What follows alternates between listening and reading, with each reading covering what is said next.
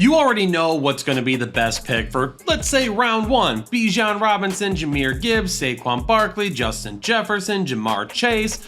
Lots of great options in round one. But do you know who's going to be the best pick in the next 14 rounds? Headliner Nation, today we are going over 15 rounds of ADP data and determining who's going to be the best pick in every single round. Formulate your draft strategy by trying to target these players that we love this season and would love to see in our fantasy lineup. And I just mentioned it with round one. There's a ton of great options this year. And keep in mind, just because I don't mention a player doesn't mean I hate that player. All it means is that I just like some other guys over them. And there's a plethora of guys that obviously I love in round one. And I've talked about them in individual videos already. We've got Jamar Chase at 1.1, Barkley at 2, Bijan at 3, Jahmyr at 4. I like Derrick Henry as well at 8, Amon-Ra St. Brown at 9, Ashton Jeanty at 11. When I did my must-have running back video, which I'm going to link down in the description below in case you missed it, I talked about a couple of these guys. If you get a first-round pick towards the beginning of the first round, Bijan and Jahmyr are absolute studs this season for the upside that they offer along with their floor. But if you're drafting towards the back end of the first round, hey, you could go for Ashton Jeanty, you could go for Derrick Henry, and you would absolutely love those guys as well. Round two also has 3 guys that I've included in must-have videos. Once again, they'll be linked down below in the description.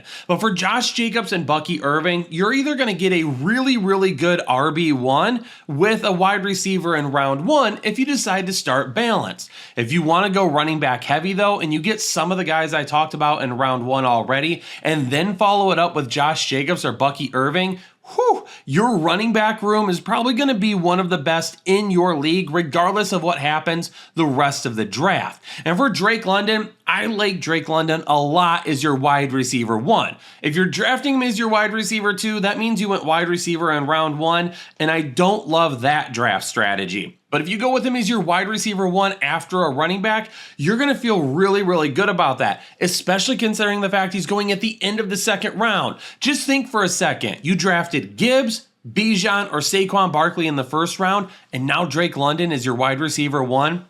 Fantasy championships are on the way. Round 3 feels a little bit like a dead area to me, and I don't love that. Kyren Williams and George Kittle would be in this area. Now, I typically do not like drafting tight ends this early. However, if you're feeling like you want to go with my tight end one on the season, George Kittle, this is where you would have to pick him. Kyren Williams, though, would be a really solid RB2 if you went running back, wide receiver, running back with Kyren to start your draft. But when you look through the ADP, Ladd McConkey, I don't mind Ladd McConkey as long as he's your wide receiver 2. But for you to start your draft that way, then you would have had to have probably gone wide receiver, running back, wide receiver, or you would have went with running back, wide receiver, wide receiver. And I really don't love being that heavy on wide receiver over the course of your first 3 rounds. Generally, I want 2 running backs. If Ladd McConkey was, let's say, a 4th round pick, he would be a great wide receiver 2, and I would be all on board with that. But his ADP is going to be nowhere near that spot. Kyren Williams, just talked about how much I love him. I like Trey McBride a lot as well. You could pair him right there with George Kittle if you wanted to. George Kittle's ADP is just a little bit better. I'm not going with quarterbacks yet, so that's going to take Jaden Daniels and Jalen Hurts off the board for me. Then you've got some risky picks. You got like a Tyreek Hill, you got a Breece Hall, you got a T. Higgins, you got a Garrett Wilson. So round 3 for me right now is really a lot of guys that have high upside but high risk, which in round 3 isn't terrible. But if you go with a guy like Kyren Williams as your RB2, that's going to be a super solid pick, and your team's probably going to feel a little bit safer than risky. For round 4, Terry McLaurin continues to be a guy that I absolutely want to draft as much of as possible. And until I know for sure that he's going to miss week 1 or an extended part of training camp, I'm still all in on him. And right now his ADP puts him at about 39 overall. So because of that, I love it because I think we're going to continue to get a discount. In fact, the longer he holds out, he could end up falling all the way down towards round 5. But Terry McLaurin, I had him in my must-have wide receiver video. I think that this is a guy that absolutely could have another really good year for Washington. And he's still at training camp right now, even though he's got the contract dispute going on. He's not going to be traded. He's not going anywhere. Alvin Kamara could be a really safe RB2 if you decided to go really heavy with running backs to start. Kenneth Walker for me is a guy that I love his upside, but as your RB2 with the injury history, that worries me a little bit because now if you miss your RB2 for an extended period, you really need to make sure that you have Zach Charbonnet later on to fill in for him. But if through the first 3 rounds you went with 2 running backs, Kenneth Walker is your RB3 with 1 wide receiver to start the draft, you're going to have the best running backs in your league no matter what. He just has to stay healthy. The numbers that you see from him on a consistent basis in terms of his efficiency and potential upside have not changed since he entered the league, regardless of volume, regardless of injuries. Alvin Kamara is going to see a ton of dump-offs this year. So while he might not have the upside that he used to, his floor based on those targets should still be really solid. There are a few guys in round 5 that I really like as well. And depending on how you started your draft, this is where you're going to either go probably wide receiver 3, RB3. You could look at a quarterback at this point in time, but again, all of the research that we've done and all the videos and data that we put together over the last 4 years or so, it continues to show us that the people who are the most successful in their fantasy leagues are the people who wait on the quarterback position. Yeah, you could lock in a really good quarterback early on, but if you can lock in a really good running back and wide receiver core later on and hit on a quarterback late, that's going to give you way more potential on a weekly basis than going running back and then quarterback and then trying to fill in the rest of the way. So when we take a look at round 5, this is where I want my running back and wide receiver room to really take shape. DK Metcalf, I don't expect a ton of upside. I don't think he's going to be a wide receiver 1 this season, but based on the volume potential alone in that offense, given that he is the best pass catcher for the Pittsburgh Steelers, that gives me some really solid wide receiver 3, wide receiver 2 type of vibes. The same thing goes for Jameson Williams, just flip-flop it, because even though his volume won't be consistent, his upside potential will be. So with Jameson Williams, if you draft him as like a wide receiver 3, then at that point, you've got a guy that will consistently give you wide receiver 1 potential. There's just going to be some weeks where you really wish that you hadn't started him. David Montgomery is definitely a guy that maybe takes a little bit of a step back this year, and it has nothing to do with the offensive coordinator. Realistically, the part of the offensive line that took the biggest hit, center and guard over the offseason, is where David Montgomery makes his money. Jahmyr Gibbs sees way more runs to the outside, so he's not going to be nearly as affected up the middle as David Montgomery would. The biggest question mark for David Montgomery isn't volume, because he'll get enough volume. Jahmyr Gibbs will get enough volume. That's not going to change with these guys. It's going to be the amount of touchdowns. Detroit's going to move the football once again, and in the red zone, will David Montgomery be able to get in the end zone given the changes that we saw on the offensive line? And for RJ Harvey, J.K. Dobbins is going to be a thorn in his side for a majority of the year. But RJ Harvey is really, really good. And I hope you've been around all offseason long. This is another video that I'm going to go ahead and link in the description down below. Because every offseason, I do a video about the most explosive running backs coming out of college to the NFL. This was before the draft even happened. And one of the names that popped up on a consistent basis was RJ Harvey. And when he landed with the Denver Broncos, boom, 6 to midnight, baby. Absolute Eiffel Tower. Okay, enough with that. You understand how excited I got. RJ Harvey is in a great situation. J.K. Dobbins is going to take some touches away, and it's going to kill RJ Harvey's upside at times. But this is an explosive athlete with a running back behind him that has not been able to stay healthy. Also has a good passing attack around him. RJ Harvey could be the rookie that has the best potential outside of Ashton Genty to be fantasy relevant on a consistent basis this season. And for as much as I love Omarion Hampton and have him ranked above RJ Harvey on a long-term basis still, Omarion Hampton is still a guy that I think is unfortunately going to see a lot of touches taken away by Najee Harris. All right, here in round 6, I've got a safe play and a couple of upside plays. The safe play would be Tony Pollard as your RB3. If you get to round 6 and you only have 2 running backs on your roster, Tony Pollard would be the perfect RB3 that you could flex on a weekly basis that's going to always give you a solid floor. And now that they've upgraded their offense, maybe he has a little bit more ceiling as well in 2025.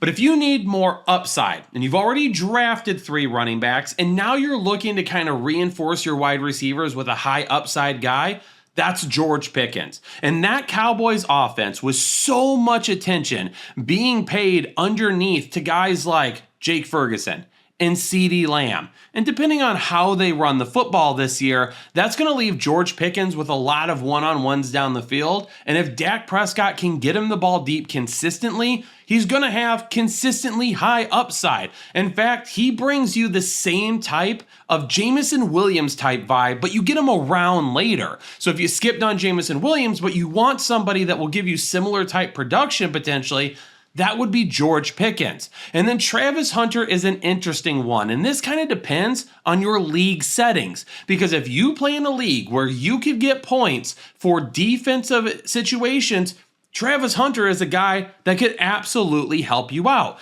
But this all depends on your platform. So make sure you check the platform you play on for how they're going to end up incorporating Travis Hunter and giving him fantasy points. Round 6 is also the first round where I would start feeling comfortable about taking a quarterback if you want to. Now, this is based on like 1 QB leagues. If you play in a super flex league, you would already have a quarterback at this point. It also doesn't take into account some leagues that give some weird bonuses like big plays to quarterbacks and 6-point passing touchdown leagues. That's also going to inflate quarterbacks. But in your standard type of 1 quarterback leagues, half PPR, full PPR, 4-point passing touchdowns, things of that nature, this is where you start to get the best value for the quarterback position. Baker Mayfield and Bo Nix, both of these guys have top 5 quarterback potential at a little bit more of a discount. It really depends on which offense you believe in the most and which quarterback you think can give you the best opportunity on a weekly basis. In year 2, Bo Nix could have some issues, maybe turning over the ball, maybe having some different things where they start to run the ball a little bit more often. That could happen with Bo Nix, but he does have a lot of upside, which we saw last season. Baker Mayfield, to me, maybe doesn't have as much upside as Bo Nix because Nix will run the ball a little bit more often, but he has a much safer floor with a lot better weapons around him. So if you are thinking quarterback a little bit earlier than I am, round 6 would be the first area that I would dive into. Now, I will give a little bit of a shout out to Aaron Jones because I know Jake loves him this season. I'm not nearly as high on him, but if you've listened to any arguments from Jake and you feel like Aaron Jones can give you that type of production, he would be another guy that you could take a look at here as a RB3 over Tony Pollard if you wanted to find a little bit more upside, but you think Jordan Mason won't be an issue. I love Jordan Mason. All right, round 7 is really the first round where I'm really thinking tight end because this is where Evan Ingram is at. If you wanted to go with like George Kittle or Trey McBride a little bit earlier, that would be up to you. If you want to solidify the tight end position and you don't want to deal with it, then absolutely look towards those guys a little bit earlier. For me though, Evan Ingram in round 7 in that Denver offense could see a ton of targets this year, and that's going to make him fantasy viable on a consistent basis. He, in fact, is the one tight end kind of outside the top 3 where I feel the most comfortable saying that I think he has the best floor, even over a guy like TJ Hawkinson and Sam Laporta. But what if you're looking for wide receiver 3 here? Wide receiver 3 in this round, Chris Olave is a guy that I think has a better floor. Also in my must-have wide receiver video, if you want more in-depth look, make sure you check that out because there's going to be a ton to talk about in those videos. And a lot of people were like, nope, I'm out on Chris Olave. He doesn't have a quarterback. I get it. He's still super talented though. And in years past, you had to draft him as your wide receiver 1 or wide receiver 2. Now you can draft him as your wide receiver 3 or wide receiver 4. So the potential for your investment to go bust on you is not nearly as big. That's why I like Olave this season.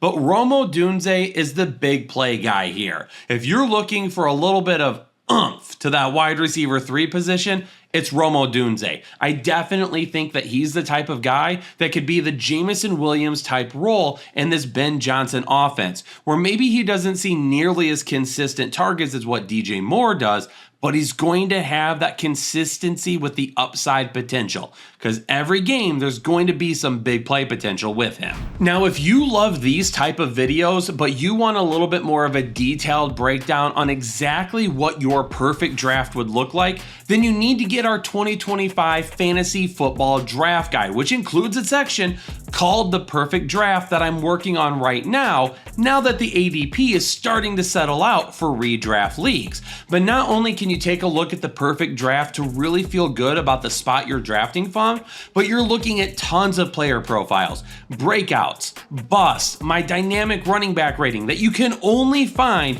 here at the Fantasy Headliners. Plus, if you buy a draft guide right now, you're going to get free access to our exclusive Discord all the way up until week 1 of the regular season. And once you get access to our Discord and see how that could take your fantasy football knowledge to the next level, you're not going to want to leave. So down in the description below, tfhdraftguide.com.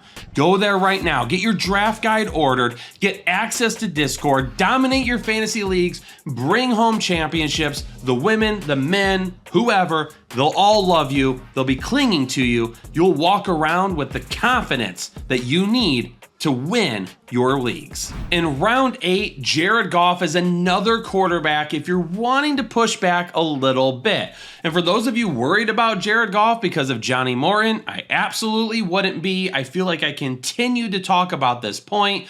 Johnny Morton has worked with the Lions before. Johnny Morton was a senior offensive analyst when Ben Johnson was a first-year offensive coordinator for the Detroit Lions. Jared Goff's pick for offensive coordinator was Johnny Morton. Jared Goff is going to be just fine this season. Jaylen Warren, if you're looking to take a little bit of a shot here in round 8 at the running back position, whether it be an RB3 or an RB4, Jaylen Warren is a guy that I like. I'm trying not to get overexcited because Arthur Smith. But when you take a look at Jaylen Warren, this is a guy, he is a better pass blocker than Caleb Johnson. He is a better receiving back than Caleb Johnson. He's the type of all-around back that you would like to have in your backfield on a more consistent basis. But they gave the plotter Najee Harris way more touches last season, and it felt like Arthur Smith was purposely keeping Jaylen Warren off. So while he is a little bit more of a risky pick here, it's hard to argue against his potential upside because the efficiency numbers in the past have been really, really good. But Stephon Diggs or Khalil Shakir, who would you rather have here? Both of them could potentially be the wide receiver 1s on their team. Maybe Stephon Diggs has a little bit more upside. Maybe Khalil Shakir has a little bit more safety. Maybe Khalil Shakir plays with a better quarterback, so you want to go that route. Maybe you play in a standard league and it's Stephon Diggs. Both of these guys here is wide receiver depth, but being wide receivers that could crack the top 24 would be really excellent picks all the way down in round 8. What about more running back depth? That's what you're going to get in round 9 with Jordan Mason, or you're going to go with Cam Scatabo. I think both of these guys have a shot to be starting running backs by the end of the season. Also in front of them, there's a little uncertainty because in front of Jordan Mason is Aaron Jones, and I already brought him up a couple of minutes ago because I know how much Jake likes him. But there's one thing about Aaron Jones that you just can't get out of your head. A career high in touches last season for an aging running back that has had issues in the past staying healthy. Jordan Mason could come in, take starter snaps if Aaron Jones misses time, and not give the job up. This could become a true 50-50 split with Jordan Mason seeing the better touchdown potential than what Aaron Jones could have. For Cam Scatabo, he's got Tyrone Tracy in front of him. Tyrone Tracy was a sleeper for me last season. If you picked him up really late in your drafts, you probably used him at some points last year and enjoyed having him on your team. But fumble issues last season could lead to Cam Scatterbo seeing way more touches throughout the season. And if Tyrone Tracy starts to see the field less and less, Scatterbo's going to be a guy that could be a 3-down back. In round 9 with Dak Prescott, this is where you really hammer home the quarterback position. If you've spent your first 8 picks on running backs, wide receivers, and tight ends, this is kind of the last area where you're going to have a little bit more high upside quarterback play, and it's a little bit less risky. There are still quarterbacks after him that I would take, but this is really where you're starting to get in that gray area where you could find more and more questionable quarterbacks that even though they come with good upside, maybe their floor isn't as good as Dak's either. In round 10, we've got a couple of Green Bay Packers that I absolutely love here. And if you've listened to me this season on Matthew Golden, you're already sold. So I don't need to sell you on Matthew Golden. If you haven't heard me talk about Matthew Golden yet this year, then you need to do that and you need to go back and check out some videos because Matthew Golden is a guy that I absolutely love. And I think he makes Jordan Love a much better quarterback this season. Jordan Love is a guy that I absolutely could see climbing back into the top 12 quarterbacks once again. The problem is that all of the other weapons around him have continued to be inconsistent with dropped passes. Jayden Reed, 10 drop passes last year for Jayden Reed. That's absolutely insane. Given the fact that Jamar Chase had just as many drops, but like double the amount of targets. Also with Green Bay, they could end up running the ball a lot with Josh Jacobs. So when you get into the red zone, the touchdown potential with Jordan Love wouldn't be nearly as good as it would be with like Dak Prescott, who we mentioned in the round before this. But I still think Jordan Love has a lot of potential this season, and Matthew Golden will be one of the reasons why. Are you looking for a little bit more volume? That would be Emeka Egbuka, the other rookie wide receiver going in this round, because Emeka Egbuka could end up fitting into that Chris Godwin role where maybe he doesn't have nearly as much upside as like Matthew Golden, who will be a better big play threat, but he could be a guy working in the slot that just gets peppered from Baker Mayfield and gives you a little bit of a safer option for a wide receiver that you would have on your bench. And for the tight end position, it's hard for me to get away from Jake Ferguson, especially considering the fact that they just paid him as well. I like Jake Ferguson. He might not have the most upside at the tight end position, but with CeeDee Lamb and George Pickens seeing a ton of targets, Jake Ferguson could be open for some bigger plays. Round 11, there is some really good running back depth in this round that I don't think that you should be passing up.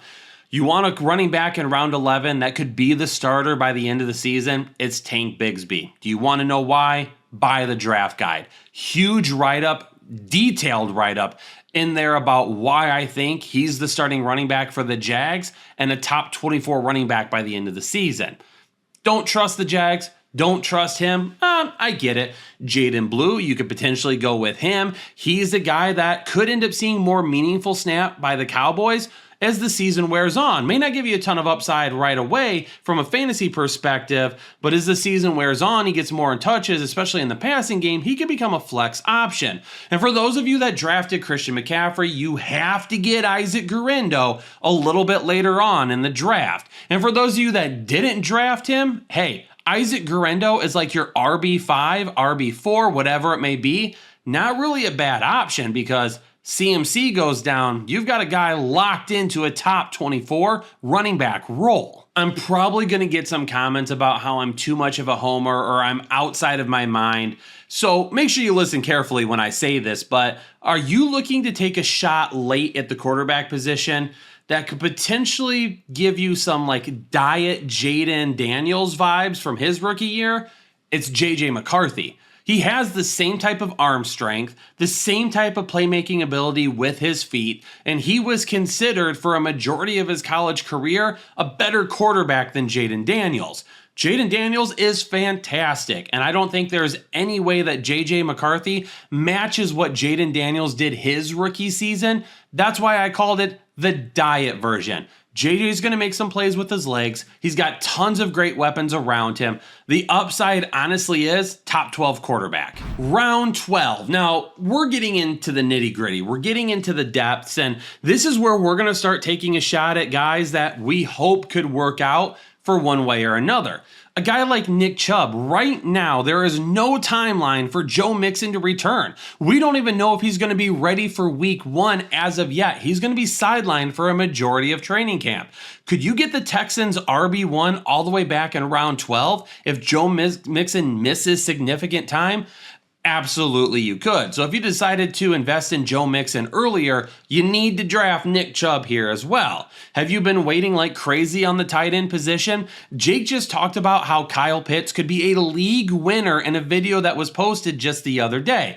I'll link that one in the description as well below. If you don't want to drink the Kool-Aid, I get it. I can't drink the Kyle Pitts Kool-Aid either at this point. He's been a travesty to the name Kyle. But Jake loves him. Jake thinks he has some major upside. And when he came out, he was supposed to. Maybe it's finally his year. What about Trey Harris? Big playability within that Chargers offense. When I talked about Quentin Johnston being like a late round buried treasure sleeper, everybody was like, what about Trey Harris? I would rather risk it with him. You could. His ADP is going to be higher than Quentin Johnston. Quentin Johnston's like going to cost you absolutely nothing. But for Trey Harris, absolutely. Give it a shot. If he ends up taking over that role from Quentin Johnston, he could give you some nice big play upside. Which running back backup do you want here in round 13? Do you want to get Ray Davis to back up James Cook? I would if I were you, especially if you drafted James Cook. Do you want to get Trey Benson to back up James Conner? If you drafted James Conner, absolutely you should. Should you draft either of these guys if you don't have James Cook or if you don't have James Conner? You could. This late in the draft, you definitely want to be taking a look at your own handcuffs, but depending on if you've missed out on them or not, or you've got a guy like Saquon Barkley where you're not really interested in handcuffing him, that's where you could look at a guy like Trey Benson or Ray Davis and handcuff somebody's other running back. Here's the thing.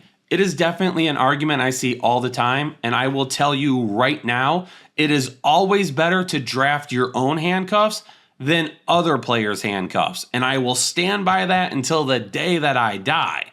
Finally, in this round, what about Marquise Brown? We talked about, Xavier Worthy could end up being a guy. I've talked about him in videos that sees the big play role. But I know they're trying to expand Xavier Worthy and what he does on the field. And if they expand that, then Marquise Brown will probably be the big play guy, which this late in the draft could give you some potential to start in really good matchups. Have you really been putting off the quarterback position? Round 14 is really where we should probably put an end to that. Do you want a little bit of a safer floor? Geno Smith. He's going to be playing in an offense that definitely is going to give him a safer floor than Matthew Stafford or Trevor Lawrence, but he's not going to have nearly as much upside.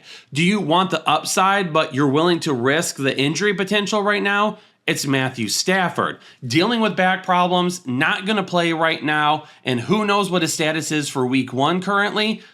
If you go with Matthew Stafford, you could definitely have a top 12 quarterback on your hands, but you could also have a guy that misses a bunch of time, and then you're scrambling to find a quarterback a little bit later on off the waiver wire. Do you want a guy that's going to be in a new offense with really good weapons and has the upside?